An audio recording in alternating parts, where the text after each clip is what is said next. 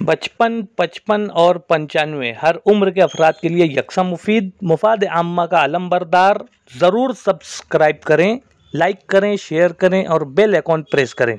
Rabbani the scholar YouTube channel. नाज़रीन किराम, अस्सलाम वालेकुम। Rabbani the scholar YouTube channel पर हम आपका एक मरतबा फिर इस्तकबाल करते हैं। और जिस तरह से आज हमारे अपने इस प्लेटफॉर्म पर जो शख्सियत जल्वा अफरोज है, मैं बड़ा खुशनसीब समझता हूं अपने आप को कि मालेगांव शहर की वो खातून जो अपनी तालीम को मुकम्मल करने के बाद उरुसुल बलाद मुंबई में एक जिंदगी आपने गुजारी है और नौनिहालान कौम मिल्लत को दर्स व तदरीस के फराइज से वाबस्ता रहते हुए नौनिहालान कौम मिल्लत को एक जहत दी है, एक नया रास्ता आपने दिया है। मेरी मुराद है मोहतरमा प्रोफेसर आयशा समन साहबा से।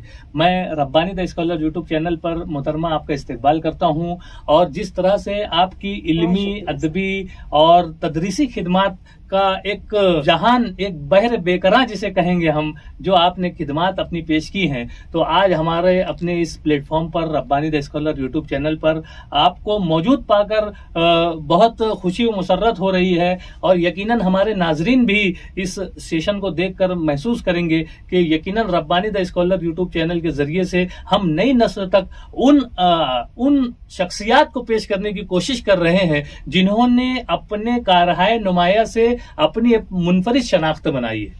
अल्हम्दुलिल्लाह आज हमारे साथ आयशा समन साहबा यहाँ पर मौजूद हैं। आप बैक वक्त मुअल्लिमा भी हैं, खातून खाना भी हैं, आप शायरा भी हैं, आप अदीबा भी हैं और यकीनन आप जब इनकी बातों को सुनेंगे और इनके अशार को सुनेंगे तो आप भी महजूज होंगे। मैं बहुत मुबारकबाद पेश करता हूँ मैडम के और आपका शुक्रिया अदा करता हूँ कि आपने अपना कीमती वक्त जो है Rabbani the scholar YouTube channel के लिए दिया।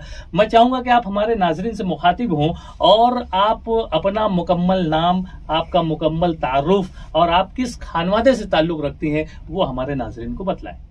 नाजरीन कराम आदाब। सबसे पहले तो मैं रिजवान सर का शुक्रिया अदा करती हूँ और मैं आपको बता दूं कि मैं कोई बहुत बड़ी ये वो कुछ नहीं हूँ। जरा नवाजी का शुक्रिया। बस मालेगांव शहर की बेटी हूँ, फख्र करती हूँ कि मैं इस शहर की बेटी हूँ और यहाँ पर मुझे इतना प्यार मिलता है, हौसला मिला।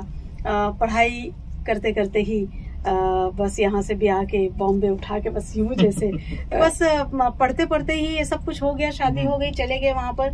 लेकिन चूंकि इल्म का शौक था इसलिए पढ़ाई को जारी रखा मैंने।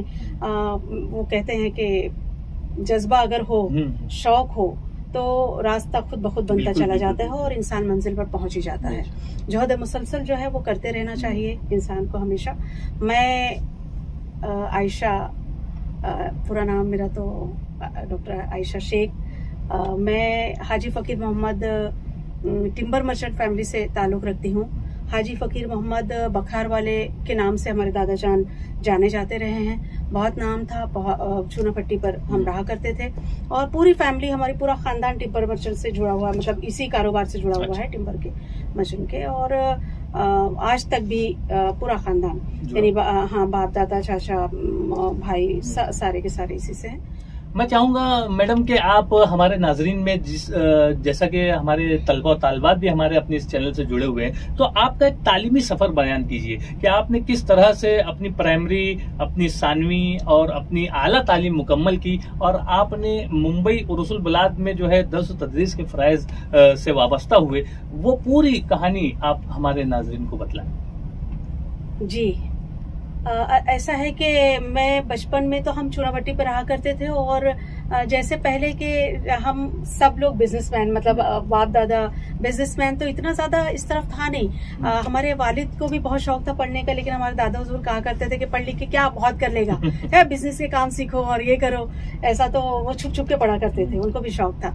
ऐसे ही मुझे भी बहुत शौक था, पढ़ने का बहुत शौक था। उम्र उतनी नहीं थी लेकिन रोया करती थी, बस मुझे स्कूल जाना है, स्कूल जाना है। तो हमारे वालिद साहब ने बार बार मतलब हमारे वालिद साहब लेकर जाते थे स्कूल में और टीचर लेती ही नहीं थी, नहीं बहुत छोटी है अभी तो, बहुत छोटी है अभी तो, वो लेकर आते थे और मैं रोती थी, शोर करती थी।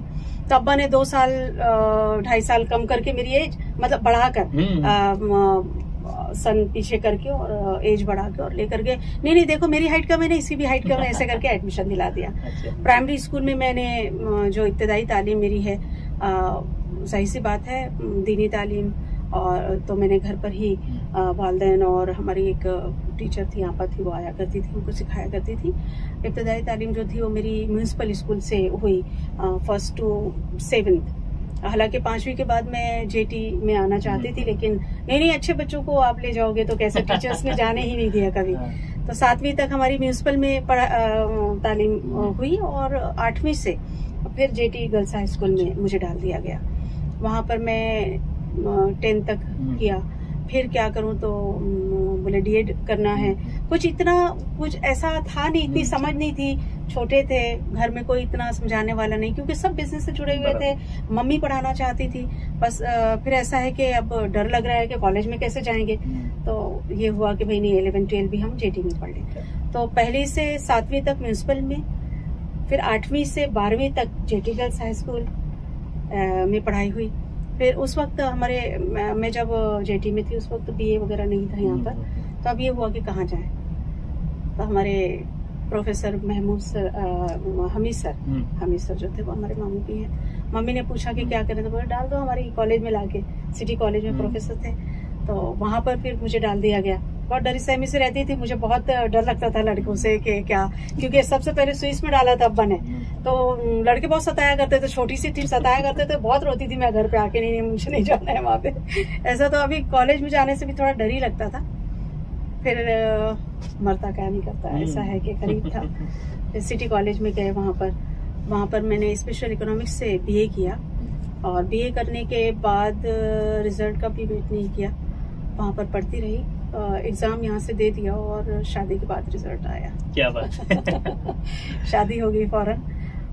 उतना होश भी नहीं था, समझ भी नहीं थी, बस बड़े बड़ों में बातें हो गई और तय हुआ कि भाई अभी कर देना है, तो शादी हो गई। फिर हम वहाँ चले गए, लेकिन एक कसक थी और एक कहीं ना कहीं एक दर्द पल रहा था कि मुझे पढ़ना था, बहुत शौक है, और ऐसे शादी कर दी गई। लेकिन अब चलिए ठीक है, पहले की बच्चियां भी बड़ों के आगे जाती नहीं थी, बस ऐसे ही उनकी बातों को सर माथे से लगाया और वहाँ पर चले गए, और पूरी कोशिश की कि भाई हमारे माँ बाप की इज्जत नहीं जा सके, उनको संभालना है। और कोई भी ऐसा काम या कोई भी ऐसी लापरवाही, कोई भी ऐसी गफलत नहीं बरतूं कि हमारे ससुराल में किसी को भी नागवार गुजरे।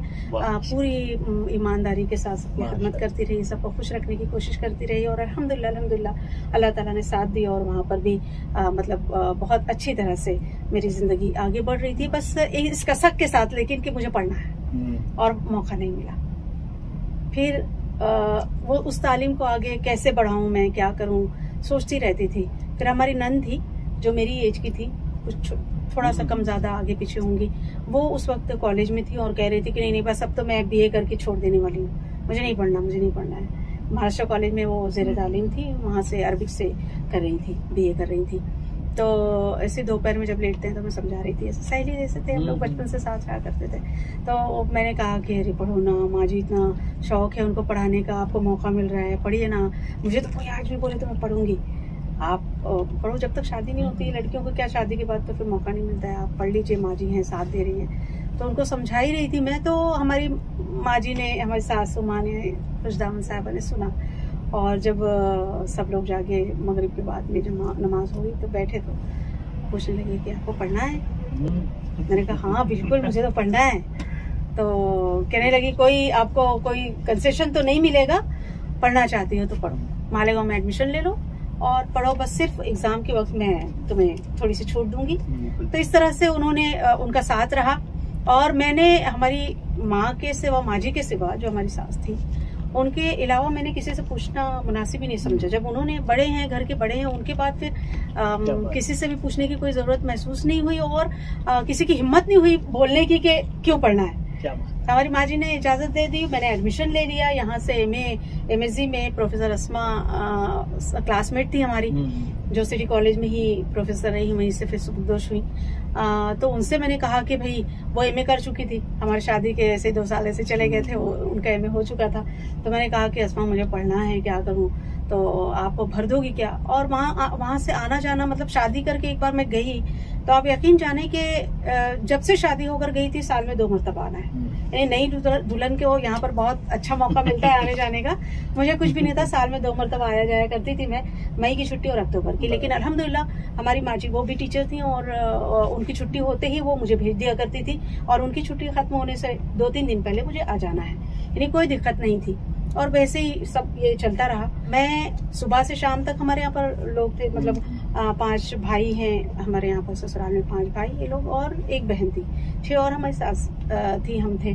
तो ऐसे 8-10 लोग थे, उनका पूरा काम A to Z काम। अकेली मैं थी, हालांकि दूसरा नंबर है ससुराल में, लेकिन शादी सबसे पहले मेरी हुई तो जाहिर सी बात है जिम्मेदारियां भी थी, संभालना था। सब कॉलेज स्कूल और सब ऑफिस जाने वाले लोग थे, तो सुबह से शाम तक काम से फुर्सत मिलती ही नहीं थी मुझे। ये है, कुछ ना कुछ रहता ही था, यानी घर का हर काम करते करते करते शाम रात हो जाती थी। 1 बजे जब मैं बिस्तर पे जाती थी, अल्हम्दुलिल्लाह मैं तो कहती हूँ ना कि अल्लाह ताला ने इतना शौक और इतनी ताकत और इतनी हिम्मत दी थी कि मैं रात में जब बिस्तर पे 1 बजे जाऊं या 1:30 बजे जाऊं, मैं सेल्फ स्टडी करती थी 1 घंटा, 1.5 घंटा, 2 घंटा, जब तक जाग सकूं मैं उतनी स्टडी करती थी, खुद से पढ़ती थी। और फिर उसके बाद जैसे अब कल एग्जाम है, आज मुझे खबर मिलती थी कि भाई कल से एग्जाम है, आपको आना है। मैं रात में मुंबई से बैठती थी, यहाँ सुबह पहुंचती थी, 11 बजे से एग्जाम, जब भी जो भी वक्त होता था मैं पेपर देकर, मुझे इतना था कि पेपर देकर आज पेपर खत्म हुआ है, दूसरे दिन वहां घर पहुंचना है। क्या बात। उतनी ही ईमानदारी से उन्होंने मुझे भेजा और उतनी ही ईमानदारी से मैं भी ये सब निभाते हुए वहां पहुंच जाया करती थी। कोई दिक्कत नहीं आई, अल्लाह की मदद रही, मेरे अपनों का साथ रहा। मेरी माँ जी, मेरी सास जो थी, वो अल्लाह उनकी मग़फ़िरत करे, जज़ाए खैर दे, उनका बहुत साथ रहा, बहुत साथ रहा। यकीनन इसी तरह के शौहर, इसी तरह की सासू माँ, इसी तरह की ननद और इसी तरह का घराना हर बच्चियों को मिले, ऐसी हम उम्मीद करते हैं और अल्लाह ताला से दुआ करते हैं कि इसी तरह से हमारी जो नस्ल नौ है, वो वहाँ की जो बच्चियां हैं, वो जो बच्चियां आ रही हैं, इनको भी इसी तरह की सारी आसानियां मुयस्सर आए, ताकि वो भी तालीम और ताल्लुम और दर्स और तदरीस के इस शोबे से वाबस्ता हो सके। सर इसके लिए तो मैं ये कहूंगी कि हिम्मत मर्दा मदद। क्या बात है, बच्चों को हिम्मत नहीं हारना है, रास्ता निकल जाता है अगर हम में हिम्मत है, हम कोशिश करें, जज्बा रखें, शौक है तो रास्ता खुद ब खुद निकलता चला जाता है और इंसान मंजिल पर पहुंचता है। पहले भी कह चुकी हूँ, यहाँ पर मेरा MA का एग्जाम खत्म हुआ, 2 साल का MA था। मेरी बच्ची दूसरे साल का जब एग्जाम दिया तो मेरी बच्ची 2 महीने की थी। प्रोफेसर अस्मा वो गार्डन में लेकर बैठती थी और मैं MSc में पेपर दिया करती थी। इस तरह से मेरा MA हुआ, फर्स्ट क्लास, फर्स्ट डिस्टिंक्शन में पास हो गई अल्हम्दुलिल्लाह, सेल्फ स्टडी करके, अल्हम्दुलिल्लाह, अल्लाह का शुक्र। और फिर उसके बाद PhD तक का तो शौक था मुझे, PhD तो करनी ही थी। फिर वो शौक जागा और फिर मैंने हमारी माँ जी को फोन किया, हम शॉपिंग को चलते हैं। हम दोनों शॉपिंग पे गए, ट्रेन में बातें हुई कि माँ जी मुझे PhD करना है। बोले ठीक है। PhD से पहले मैंने B.Ed किया। B.Ed किया क्योंकि B.Ed अंजुमन गर्ल्स में मेरे पास बहुत सारे बच्चे आते थे। मैंने 14-15 साल क्लासेस ली हैं, कई शिफ्ट चलती थी क्योंकि हमको यहाँ पर काम की आदत होती है ना, सुबह से शाम तक काम करना। अब जब बच्चे ज्यादा बड़े, मतलब मैं भी, फिर मेरे दूसरे भाई की भी शादी हो गई, जेठ की भी शादी हो गई, हमारे एक बच्चे थे, ठीक है, 2 बच्चे हुए तो फिर हमको अलग और एक फ्लैट लेकर, घर लेकर दूसरी जगह जाना पड़ा। तो फिर काम थोड़ा कम हो गया, फिर काम हो गया 11 बजे तक, तो फिर क्या करूं, यहाँ वहाँ घूमने की आदत नहीं, गपशप करने की आदत नहीं, टीवी नहीं, तो घर में ही रहते थे हम। तो कुछ पढ़ना लिखना शौक था तो मैं क्लासेस लिया करती थी। तो PG to मतलब KG से लेकर 12 तक मेरे पास बच्चे आया करते थे, अंजुमन के भी और इंग्लिश मीडियम के भी बच्चे आया करते थे और पढ़ते थे, बहुत शौक था। तो टच में थी मैं, सारे सब्जेक्ट पढ़ाया करती थी, सारा कुछ, मैथ्स बोलो, इंग्लिश, हिंदी, मराठी, जो भी। तो फिर अंजुमन में कभी ऐसा गई थी मैं, बहुत सारे बच्चों ने कहा कि वहाँ पर प्रिंसिपल कह रही है कि कोई टीचर हो तो बुलाओ, तो मिस चलिए ना, चलिए ना। हम गए तो बोले नहीं, B.Ed जरूरी है। वहां से एक जहन में आया कि अब B.Ed कर लेना चाहिए। तो सास से मैंने कहा, तो बोले कि ठीक है, तुम मालेगांव से ही करो, क्योंकि यहाँ अप डाउन करके घर और बच्चे संभाल के नहीं होने वाला। तब तक तो बच्चे मेरे KG में जा चुके थे, उनको समझ आया था कि स्कूल क्या होती है और कैसे एग्जाम होता है। तो मेरा बेटा कहता था कि मम्मी आप स्कूल जा रहे हैं, कॉलेज जा रहे हैं, पढ़ रहे हैं? हाँ जाइए जाइए। जब एग्जाम का दिन होता था, नहीं आप जाइए जाइए, मैं अंडा पाव खा के रह लूंगा, आप फिक्र नहीं करें। तो बच्चों ने भी साथ दिया। और बीएड तो यहाँ से ही मैंने किया, सरदार कॉलेज से किया अपने यहाँ के। और उसमें ऐसा था, हमारे सास ने कहा था जाना वहाँ 10 दिन रहना, हफ्ता 10 दिन रहना, फिर 2 महीना यहाँ जाना, फिर हफ्ता 10 दिन रहना, ऐसे करके तुम्हारा हो जाएगा, बीएड हो जाएगा। लेकिन बेटा यहाँ से नहीं कर पाओगी, तुम्हारी बहनें वहाँ पर पढ़ी लिखी हैं, वो भी तुम्हारी मदद कर देंगी। तो मैं यहाँ तो आई, तो टीचर के पीछे हम गए तो फाइन लग गया बोर्ड पर। वहाँ तो कंपलसरी है ना, बहुत स्ट्रिक्ट। और सही बात है, टीचर जब तक वक्त की पाबंदी नहीं करेंगी और वो नहीं सीखेगी तो क्या सिखाएगी। तो खैर किसी तरह अल्लाह ताला ने वहाँ पर भी इज्जत रखी और कर सकी। वहाँ भी अच्छे से रिजल्ट लगा, फर्स्ट क्लास आई, अल्हम्दुलिल्लाह बीएड हो गया मेरा। फिर पीएचडी की तरफ बढ़ी मैं, और पीएचडी भी अल्लाह का शुक्र है मैंने अनवर खान पर पीएचडी की। पीएचडी के लिए बहुत सारे उन्मानात लिए, काफी रिसर्च कर लेने के बाद फिर पीछे आना पड़ा, टॉपिक का अप्रूवल लिए, वो जो भी रहती होगी उन लोगों की। तो फिर मैंने अनवर खान एक फनकार करके, अनवर खान पर मैंने पीएचडी की। हाँ, उन पर पीएचडी की। तो यहाँ पर कंप्लीट थोड़ा सा सुकून मिला मुझे, अल्हम्दुलिल्लाह।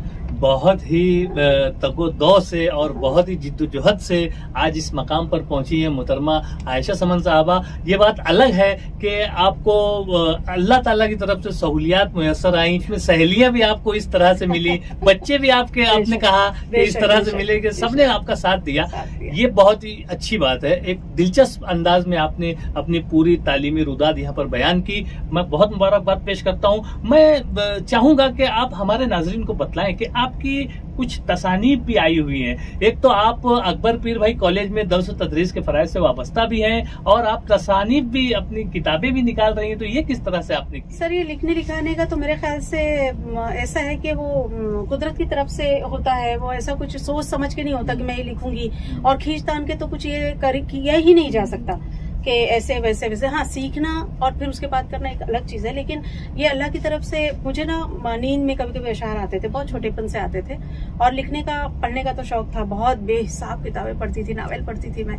जब यहाँ पर बीए में भी थी तो एक हाथ में किताब है, पका रहे हैं, चमचा चल रहा है, खाना बन रहा है, जब तक वो नावल पूरी नहीं हो जाए छुट्टी नहीं थी। ऐसा ऐसा तो शौक था, मुताले का शौक था। फिर लिखने का भी ऐसा, कभी नींद में मुझे कोई शेर आ जाता था, कभी हमद का आ गया, कभी कोई एक नज्म का कुछ शेर छोटा सा आ गया, कभी किसी को तकलीफ में देखा तो कुछ ऐसा चलते चलते किसी को देखा। यानी मैं इन शॉर्ट ये कहूँ कि मैं जब बहुत दुखी होती हूँ तो कुछ कुछ हो जाते हैं, और उसी वक्त लिख लूँ तो ठीक है, वरना बहुत सारे अशार तो ऐसे। और लिख लिख के मेरे बहुत सारे पेपर तो इधर उधर हो गए, क्योंकि मैं ये समझती थी कि मेरा कौन सुनेगा और कौन पढ़ेगा और कौन क्या। तो बहुत सारा कुछ जाया भी हो गया, लेकिन साथियों की हौसला अफजाई से इस तरफ बढ़ी, और लिख लिख के बहुत सारा कुछ था, सुनाया भी, उनके जिद करने पर सुनाया भी। सबसे पहले शुरुआत या हौसला मिला, मैं कहूँ कि प्रोफेसर अस्मा के साथ ही मैं बुरहानपुर एक मुशायरा था, तो मैं जब भी मालेगांव आती थी, हमारा दोस्ती ऐसी थी कि जैसे बहन बहन है। उनका पूरा खानदान जो वो कहेंगे, अम्मी कहेंगी तो मैं भी अम्मी कहूंगी, मेरी अम्मी को वो अम्मी कहेंगी। यानी इतना ज्यादा हम लोग एक साथ में रहे हैं, क्लासमेट थी, पढ़ते थे साथ में ही पढ़ते थे। तो इस तरह हमारा साथ रहा। उनको बुलाना आया था वहाँ बुरहानपुर से, यहाँ से बहुत सारे शोरा जा रहे थे, और मैं उनके यहाँ आई हुई थी। मालेगांव मई में आती थी बच्चों के साथ, तो आई हुई थी, तो उनको बुलाना है। बोले नहीं मेरी फ्रेंड आती है मई में, मैं तो कहीं नहीं जाऊंगी। उन्होंने कहा उनको भी लेकर आई। तब जब हम साथ में गए तो रास्ते में शोरा अपना कलाम सुना रहे हैं, सब मैं सुन रही हूँ। तो उन्होंने कहा अब आपकी बारी, आप सुने। मैं तो कहा, मैं नहीं कुछ लिखती। नहीं, आपको देख के लगता ही नहीं कि आप लिखते नहीं, आप जरूर कुछ ना कुछ होगा। तो उस वक्त ऐसे ट्रेन में एक हमद हो गई थी, वो हमद मैंने सुनाई। एक दो गजल थी, बहुत शुरू के, तुम न मिल पाए बस ये कमी रह गई, और आंखों में गम की नमी रह गई। क्या बात है, वाह। तुमसे मिलने का कोई वसीला नहीं, दिल में यादें हैं और बेबसी रह गई। तो इस तरह से कुछ गजलें हो गई थी, कुछ थी ऐसे। उनको सुनाया बहुत अच्छा। वो रास्ते में की बात तो ठीक है, उन्होंने पूरे इतना। और मैं आपको बताऊं नाजरीन के बुरहानपुर जैसे उदबा या अदब नवाज शख्सियत जो मुशायरे में मौजूद थे, जहाँ हद निगाह तक लोग ही लोग बैठे थे, इतने लोग थे और इतने अदब से। हालांकि सब बहुत बड़े बड़े स्कॉलर्स, लेकिन अदब से जमीन पर बैठकर सुन रहे हो इतने अच्छे से कि पूछिए मत। अब मुशायरा शुरू हुआ, सब एक एक शायर आते गए, कलाम सुनाते गए। आखिर से पहले ही उन्होंने जो नाजिम में मुशायरा थे, उन्होंने अचानक से अब आपके सामने आयशा नाज साहिबा आपको कलाम सुनाने जा रही हैं। मैं आवाज दे रहा हूँ आयशा नाज साहिबा को, जो मुंबई से तशरीफ। मैं तो हक्का बक्का हो गई, मैं ये क्या हो गया, नाज मैंने सोचा नहीं था, आयशा नाज।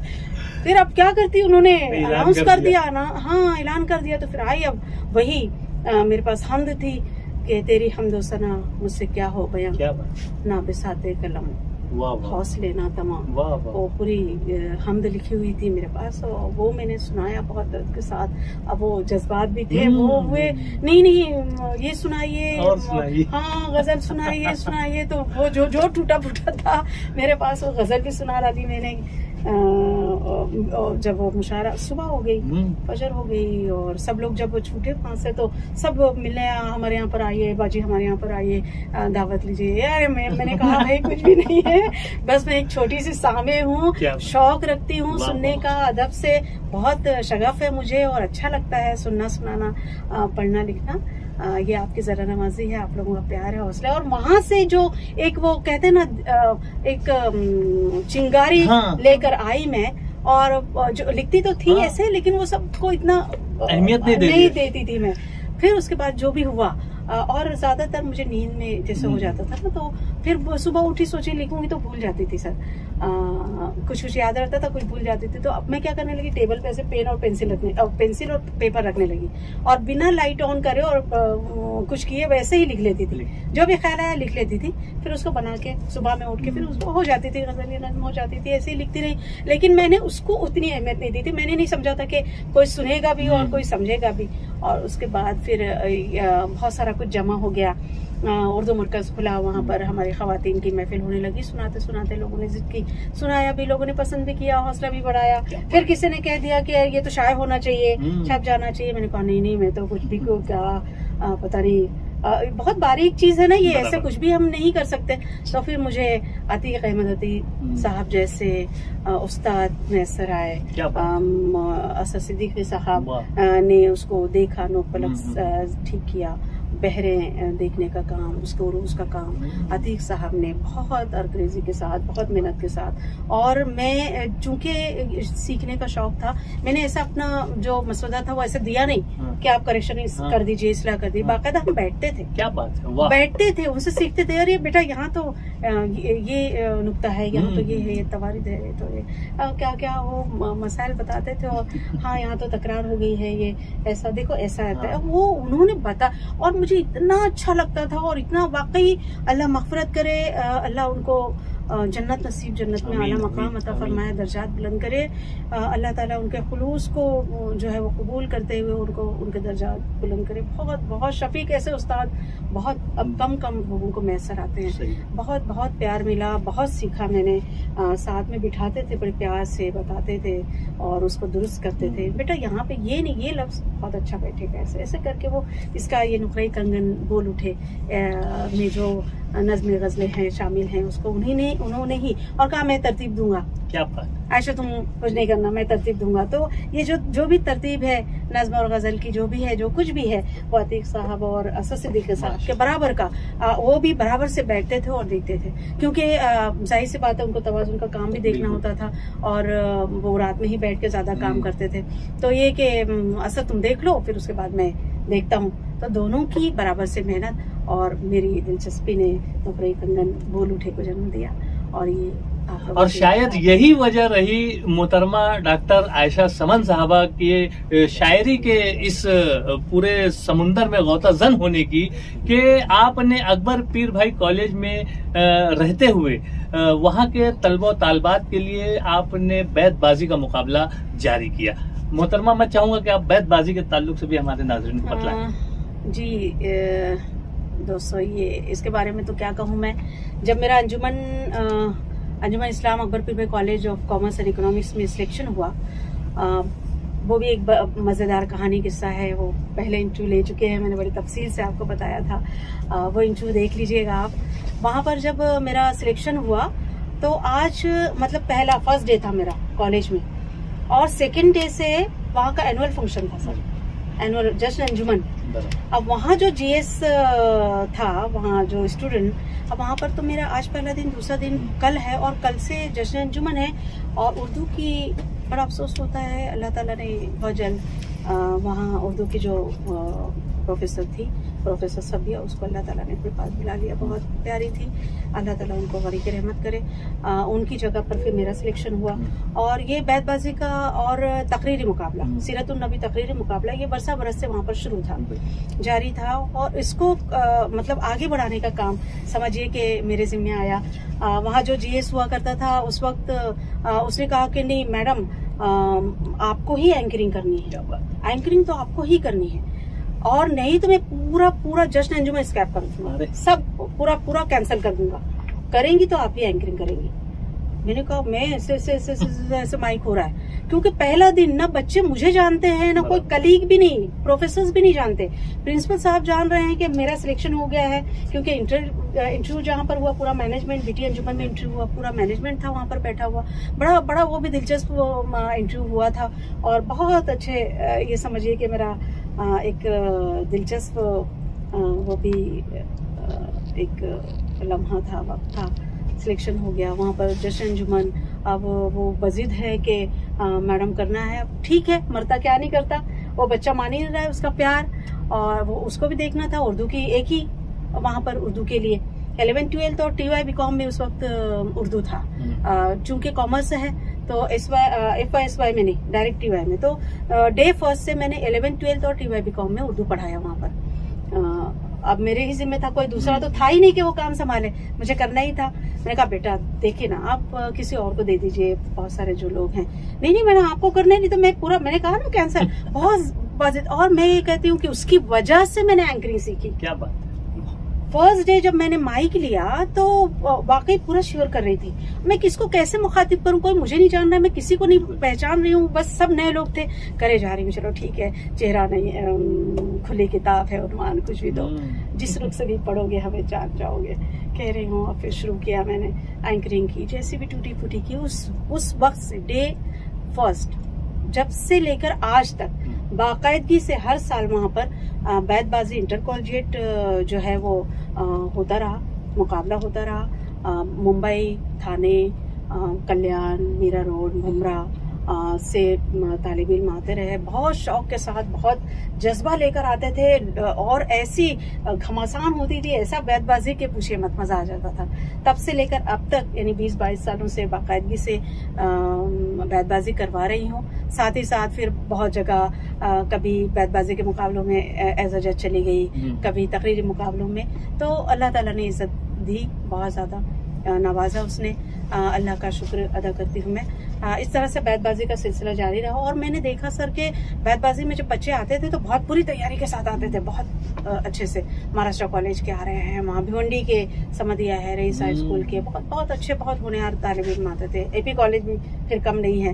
तो बच्चे शौक के साथ में अशार याद ही नहीं करते थे, बल्कि उसके एक एक लफ्ज का, क्योंकि बैतबाजी है ना, वहाँ पर तो जेर की जगह जबर कह दिया तो मास कम हो गए, मासी कम हो गए, और उसके माने ही बदल गए, वो हो गए। और सामने वाली टीम तो इतनी तैयार रहती थी कि वहीं फौरन अलकत कह के वहीं टोक दिया और फिर उसको दुरुस्त किया तो मास उनके पल्ले में चला गया। तो बच्चे इतनी होशियारी के साथ में वो तैयारी करके आते थे, और फिर मुकाबला होता था घमासान। एंकरिंग तब से लेकर आज तक मैं ही करती रही हूँ। और फिर मुझे मौका मिला टीचर्स की बैतबाजी कराने का, डॉक्टर्स की बैतबाजी करवाने का, फिर स्कूल में जो बच्चे होते थे, स्कूली बच्चों की भी बैतबाजी हुई। तो ये सिलसिला समझिए अब वहाँ पर शुरू तो था, लेकिन बस वही हर्फ से शुरू और खत्म होने वाले हर्फ से बैतबाजी हुआ करती थी। जहाँ पर एक शेर कह दिया है, खत्म हर्फ हुआ है, वहाँ पर मुखालिफ टीम शुरू करेगी। फिर आगे बड़े कुछ सालों के बाद तो लफ्ज राउंड भी आ गया, शेर मुकम्मल करो राउंड आया। तो ये 2-3 ही राउंड्स थे, ये 2-3 मराहिल थे जिससे बैतबाजी हुआ करती थी। एक लफ्ज दे दिया पत्थर, तो उसको शामिल मिसरा करते हुए पत्थर की मूर्तों में समझाए तो खुदा है, पत्थर की मूर्तों को समझाए तो खुदा है, खाके वतन का मुझको हर जगह देवता है। इस तरह से बच्चों ने कह दिया। फिर सामने वाली टीम को कोई और लफ्ज मिल गया, लब मिल गया, रुखसार मिल गया, मिसगा मिल गया, सनम मिल गया, प्यार इश्क मोहब्बत, और क्या अच्छे अच्छे शेर सुनाते थे वो लोग, और इतने अच्छे से क्या पूछिए मत, एक्शन के साथ बच्चे पूरे जोश के, बहुत बहुत मजा, बहुत एंजॉय किया मैंने। मैं तो लगा कि मैं 17-18 साल की हो गई हूँ और मुझे एक नई जिंदगी मिल गई है। बहुत बहुत अच्छा सफर रहा मेरा ये दर्स तदरीस का भी, बैतबाजी का भी। मैडम ये जो दर्स तदरीस का आपका सफर रहा है, तो यकीनन इसमें आपको कहीं ना कहीं कोई ना कोई अचीवमेंट भी मिले होंगे, कुछ एजाजात, कुछ इनामात, कुछ अवार्ड्स मिले होंगे, वो भी हमारे नाज़रीन। सर वो तो बस ये आप लोगों का प्यार है, वरना मैं इस काबिल तो समझती ही नहीं सच में। आज भी बस मुझे लगता है कि अभी बहुत कुछ सीखना बाकी है, और वो तो रहेगा ही, वो तो तालिबे इल्म हूँ और सीखती रहूंगी। ये आप लोगों की प्यार और मोहब्बत का सिला है जो मुझे नवाजते रहते हैं। मुझे मंत्रालय वार्ता की तरफ से 3 अवार्ड मिले, और कुछ अवार्ड तो मैं लेने भी नहीं गई। एक पहला समाज रत्न अवार्ड मिला, फिर महिला भूषण अवार्ड मिला, और एक लोकनायक अवार्ड मिला। फिर उसके बाद मुझे यहाँ से उर्दू एकेडमी से भी मुझे बेस्ट टीचर का अवार्ड मिला कुछ साल पहले। इस किताब पर झांसी से एक ऑर्गेनाइजेशन से मुझे परवीन शाकिर अवार्ड मिला। क्या बात। बहुत सारे ऐसे मोहसिने उर्दू, खादिम उर्दू के अवार्ड मिले, और बेस्ट नाजिम अवार्ड मिला, बेस्ट टीचर अवार्ड मिलता रहा। फिर अभी रिटायरमेंट से कुछ साल पहले मुझे लाइफ टाइम अचीवमेंट अवार्ड भी मिला। बस मोहब्बतें हैं आप लोगों की, मेरे अपनों की मोहब्बतें, उनकी हौसला अफजाई, मेरे वालिदैन की दुआएं, उनकी मोहब्बतें, उनकी मेहनतें, ये सब रंग लाई, और मैं धीरे धीरे आयशा सबन बन गई, और आज आपके सामने हूँ। मेरी तख्लीकात में सबसे पहले मेरा शेरी मजमूआ नुक्रे कंगन बोल उठे 2011 में आया। उसके बाद मैं लिखती रही। फिर एक किताब और बिल्कुल तैयार है, इंशाल्लाह बहुत जल्द आपके हाथों में होगी। अनवर खान एक फनकार, तहकीकी जो है वो तहकीक है। उसके बाद एक शेरी मजमूआ तैयार है। मैंने बीच में बैतबाजी पर ही बात हो रही थी, बैतबाजी के ताल्लुक से, तो मैंने देखा कि बच्चे बहुत तकलीफ में होते हैं, उनको बहुत सारे अशार याद करने होते हैं जमा करके। तो सबसे पहले तो वो किताबें लाइब्रेरी में जाके लेते हैं, सिलेक्ट करते हैं, अच्छे अच्छे अशार जमा करते हैं लिखना। तो एक किताब से उनका काम नहीं चलता, और उनको दिक्कत बहुत आती है कि लाइब्रेरी में जो है वो तो जो आवाज है वो बिल्कुल महदूद होते हैं। लेक्चर्स के बीच में अगर रेसेस है तो उसमें ही जाके उनको किताब कलेक्ट करना, लेना, उसमें से सिलेक्ट करना और लिखना मुश्किल होता था उनको बहुत। फिर एक आई कार्ड पे एक किताब मिलेगी, एक से ज्यादा मिलेगी नहीं। वो दिक्कतें मैंने यानी रोजो शब ये सारी चीजें मेरे ये देखी कि मेरे मुशाहिदे में रही कि बच्चे कितनी तकलीफ उठाते हैं। जज्बा भी है। हम शाम तक रहते थे वहाँ पर, तकरीर लिख रहे हैं, तैयार कर रहे हैं, उनको बोलना सिखा रहे हैं, बैतबाजी के लिए अशार सुन रहे हैं, राउंड ले रहे हैं, ये सब का काम चलता था। तो किताबों की तकलीफ दिक्कत रहती थी उनको। तो मैंने सोचा कि मैं क्यों ना एक ऐसी किताब मुरतब करूँ जो जिसमें कि सारा कुछ जो उनको चाहिए वो मिल जाए, वो सारी अच्छे अच्छे अशार। अब मार्केट में मैंने देखा, बहुत सारी किताबें मैंने देखी बैतबाजी की। उसमें जो हामिद इकबाल सिद्दीकी की है मियार बैतबाजी, वो तो बहुत अच्छी है। बड़े भाई हैं मेरे, और वाकई उनको तो विरासत में शेर व शायरी, समझ, फहम इदराक सब कुछ साथ मिला। इफ्तिखार भाई बहुत बहुत शफीक बड़े भाई की तरह, उन्होंने भी बहुत ज़्यादा मतलब मेरी हौसला अफजाई भी की और बहुत प्यार भी दिया। उनका खुलूस भी सर आंखों पर। इफ्तिखार इमाम सिद्दीकी साहब जो शायर निकाला करते थे, मेरा गोशा भी निकाला उसमें। अच्छा। हाँ, गोशा भी उन्होंने शायर किया था। तो इस तरह से बैतबाजी के लिए मैं फिर बहुत सारी किताबें लेकर अशार जमा करना शुरू कर दिया। अब ऐसे तो डेली रूटीन में इतना वक्त नहीं मिलता था कि मैं ये काम कर सकूं। तो जितनी भी मई की छुट्टी, सुबह से रात के 2 बजे तक, 2:30 बजे तक, 3 बजे तक मैं यही काम करती थी। छुट्टियों में ये काम करती थी। तकरीबन 5-6 साल लग गए मुझे धीरे धीरे काम को। फिर वो टाइपिस्ट, आपको पता है टाइपिंग की बहुत तकलीफ, बहुत परेशान हुई। लेकिन ये समझिए कि एक अच्छी किताब जो है वो हमने तैयार की कर सके। उसमें ये कि मियार बैतबाजी के बाद में मैं बहुत सारी किताबें देखी, छोटी छोटी, वो अलिफ से ये तक तो होते हैं उसमें, लेकिन बहुत सारे अशार के सामने लिखे होते, शेर के सामने लिखे होता है कि ना मालूम।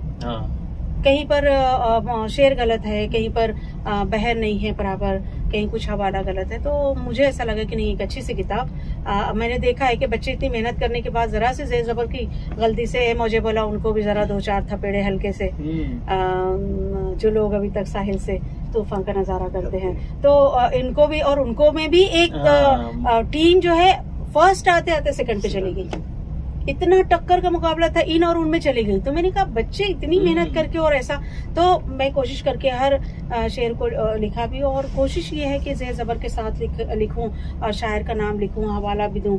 और फिर देखा कि अलिफ से ये था कि तमाम किताबों में होते हैं। मेरी ये कोशिश थी कि जितने भी राउंड्स हम खिलाते हैं हर साल, उसकी दिलचस्पी को बरकरार रखने के लिए मैंने नए नए राउंड्स, नए नए मरहले को का इख्तिरा किया, निकाला, बनाया, उसको बैठती थी और ऐसे बच्चों को लेके ये राउंड भी अच्छा रहेगा कि हम ये भी करेंगे। मकसद सिर्फ ये होता था कि इसके जरिए से बच्चे सीखें, धीरे धीरे सीखें, शोरा हजरात को जाने, तखल्लुस क्या होता है वो जाने, शायर की तस्वीर देख के पहचाने कि ये कुली कुतुब शामानी है, ये खुसरो है, ये दाग दहलवी है, ये मीर है, ये गालिब है। वरना आज ज्यादातर देखेंगे तो गालिब और इकबाल और मीर के से बाद में ज्यादा शोरा को नहीं जानते, हाँ, उनकी तस्वीर को देख के नहीं समझ पाएंगे। तो फिर मुझे ये लगा कि नहीं, बहुत सारे अलग अलग राउंड, तो हर साल कोई ना कोई राउंड रख दिया करती थी मैं, नया नया रख दिया करती थी। तो बहुत सारे राउंड, जैसे हर्फ राउंड तो सादा बैतबाजी राउंड हुआ ही करता था। लफ्ज राउंड, लफ्ज को शामिल मिसरा करते हुए उसको एक शेर पढ़ना है। फिर तीसरा होता था शेर मुकम्मल करो, एक शेर, एक मिसरा हमने कह दिया, अब उस मिसरे को, अब हम मिसरा उला कहें या सानी कहें, जो भी मिसरा हम कहें। देखिए कंफ्यूज कितना बच्चे को याद है, लेकिन वो कंफ्यूज हो जाता है कि हाँ। फिर उसके बाद वो मुकम्मल करे। कभी कभी हमने जो कहा है उसके आगे वो दूसरा वाला मिसरा लगा देता है, जिससे गलत हो जाता है। तो ये भी एक उनसे उनकी याददाश्त का पता चलता है, बढ़ती भी है, और वो लोग फिर उतनी ध्यान से करते भी हैं। तो वो 3 राउंड था। फिर मैंने उसके बाद निकाला कि नहीं, तखल्लुस राउंड रखेंगे, मंजर राउंड, एक सीन दिखाया जाता है स्क्रीन पर और उस सीन की मुनासबत से आपको उसको बिल्कुल वजाहत करता हुआ कोई शेर कहना है, क्या बात, उस तस्वीर की वजाहत करते हुए कोई शेर कहना है। तो इस तरह से, जैसे दोस्त को बताया है गले मिलते हुए, तो दोस्ती पर कोई कह दिया, या परिंदा उड़ रहा है, बाज उड़ रहा है, तो शाहीन है तो उस पर कुछ कह दिया, और कोई किसी को सहारा देकर ऊपर उठा रहा है तो उस पर एक शेर कह दिया। इस तरह से अलग अलग मनाजिर दिखाए जाते थे और बच्चों को कहना है। तो ये एक तरह मैंने, मतलब ये नए नए राउंड्स मैंने किए कि बच्चों में दिलचस्पी भी रहे, और उसके अलावा वो मतलब इतना याद रखे कि इसकी मुनासबत से ये शेर आएगा, ये शेर आएगा। और फिर ऐसे वो खुद से बनाते भी थे। बहुत सारे टीम के बच्चे इतने होशियार कि वही अपना अपना शेर बना के बोल देते थे। मैंने कहा अच्छा आप भी शायर बन गए, ऐसे मजा आता था बहुत। फिर मैंने शायर राउंड रखा, उनकी तस्वीर बता के उनकी गजल का कोई शेर कहना है। तखल्लुस राउंड रखा तो तखल्लुस के, फिर मैंने उसका ग्रामर सीखने के लिए, बच्चे जल्दी ग्रामर की तारीफ और फिर उसके शेर ये आते थे क्वेश्चन पेपर में, कि आपको सिनते ताम है या ज़ायद नाक़िस है, तो इसकी तारीफ बयान करना है और उसकी मिसाल देकर बताना है, या मुबालगे का एक शेर कहना है। तो बच्चे इसी बहाने से वो भी याद कर लेना, शौक में। तो मैंने सनाए बताए राउंड रख दिया। उसमें अगर एक चिट्ठी या स्क्रीन पर दिखा तजाउल आरफाना, तो उनका तजाउल आरफाना का एक शेर कहना है। तजाद अगर आ गया तो तजाद का शेर कहना है, तशबी आ गया तो तशबी का एक शेर कहना है। इस तरह से वो राउंड रख दिया। फिर उसने इंतखाब राउंड रख दिया कि टीम एक शेर सुना रही है, सुनाते सुनाते एक अच्छा शायरी का एक ऐसा लफ्ज, जैसे फूल आ गया, लब आ गया, प्यार आ गया, इश्क आ गया, पत्थर आ गया, सनम आ गया, वो एक उठा ले हुए और फिर वो शेर सुनाया उसको शामिल करते हुए। तो इस तरह से नए नए मतलब बहुत सारे राउंड, दोहा राउंड हमने किया। फिर मज़ाहिया, तंज़ो मिज़ाह के शोरा बहुत हैं, बहुत मेहनत करते हैं, अच्छा कलाम है उनका भी। ज्यादातर तो सास पर और साले पर होता है, लेकिन उसमें भी हम निकाले तो बहुत अच्छे तंजिया होते हैं। लेकिन वो भी समाज के सुधार के लिए कुछ ऐसी बातें होती है उसमें के उसमें मिजाह पैदा कर, मिजाह के साथ सबक होता क्या है। बात। तो मैंने कहा कि भाई इन शोरा को भी क्यों ना हम इंट्रोड्यूस करवाएं, तो उनके कलाम को फिर मैंने तंज़ मिज़ाह राउंड रखा। उनका एक कथा कहना है, तो उससे और ज्यादा वो लुत्फ आता था और बच्चे बहुत शौक से एक एक सुनाते थे। यकीनन आपने वो कारनामे नुमाया अंजाम दिए हैं मैडम के।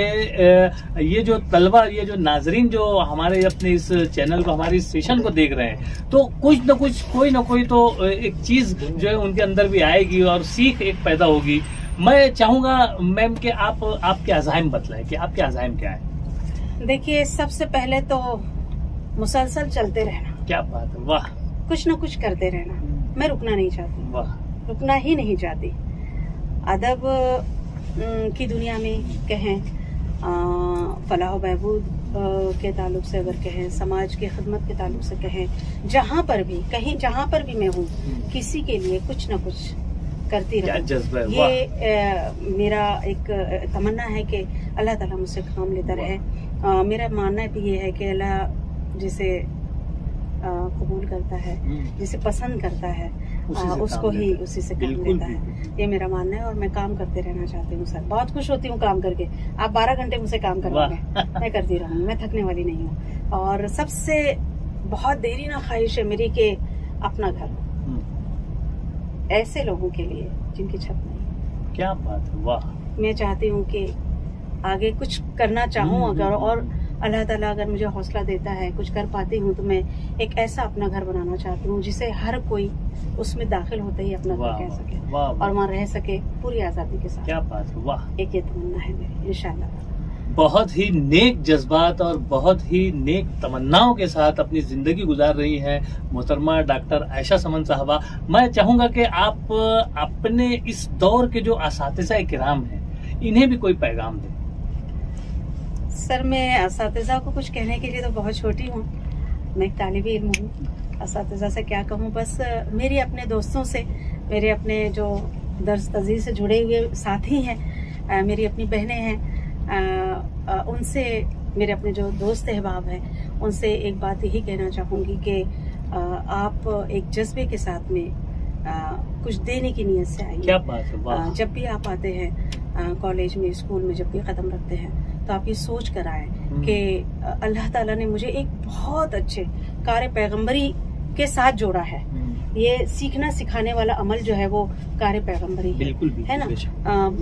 तो इल्म और अमल की दुनिया से हम जुड़े हुए हैं, तो जाहिर सी बात है कि हम वक्त देखकर आए और वक्त घड़ी देखकर चले जाएं, ये इसकी बजाय इससे ज्यादा आगे बढ़ के हमको इसार और कुर्बानी का जज्बा लेकर आगे बढ़ना है। और ये कि मैं हर उस जगह, हर उस बच्चे के लिए तैयार हूँ, हर उस वक्त तैयार हूँ जब उसको मेरी जरूरत है। बात अगर ये जज्बा आपके अंदर है तो मैं समझती हूँ कि कोई तालिब इल्म जो है वो कभी आपसे बात करने को घबराएगा नहीं और कभी पीछे नहीं रहेगा। वो इंशाअल्लाह ताला उसको हिम्मत मिलेगी और वो ये सोचेगा कि ये सवाल मेरे जहन में है, इसका जवाब मुझे इसके पास मिलेगा, मैं जाऊं, और बहुत प्यार से वो समझाएंगी, वो समझेगा और आगे बढ़ेगा।